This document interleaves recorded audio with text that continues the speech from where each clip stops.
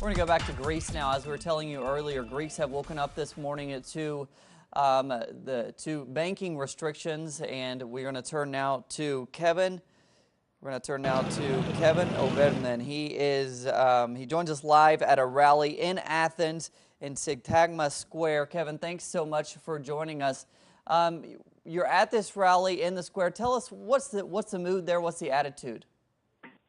Buenos dias to you and good evening from Athens. The rally is gathering.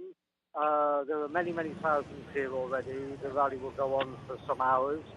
The mood is comparable. It's of a piece with the mood across the society that I've observed over the course of the last 72 hours. That is this, that there is immense indignation at the open blackmail being put by the European Union, the great powers which constitute the European Union, France, Germany, and so on, upon the people of Greece.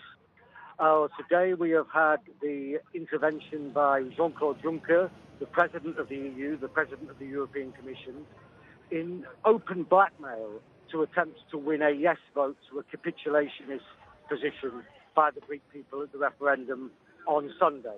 I have to tell you that, as your package indicated earlier, despite the best efforts of those who wish to impose further crippling austerity on Greece, there is calm, there is a measured response, there is political discussion everywhere. On the metro that I came down on, there were people handing out no leaflets.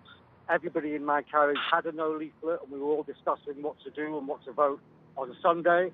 So there is immense political engagement and argument in the society because a huge amount is at stake, but there is not panic and there is not what I believe that the forces of reaction would like, which is a destabilizing situation to undermine the government of the left, which was elected in January of this year. And why do you think Greeks are keeping the calm there despite the closure of the banks today? Why are they not panicking there? There are several reasons for that. One is the depths inside of the Greek society of traditions, of collectivity and of resistance. This is a society which was occupied in a way which was more brutal than any outside of Poland and the USSR by the Third Reich in the Second World War, but which liberated itself from that occupation.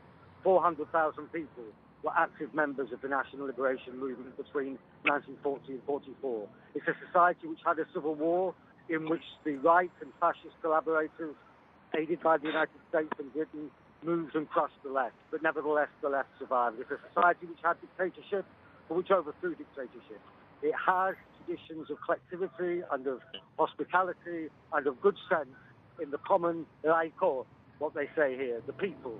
And this is a society which I believe many across the continent of Latin America and elsewhere across the world would understand. And that's why there's no panic.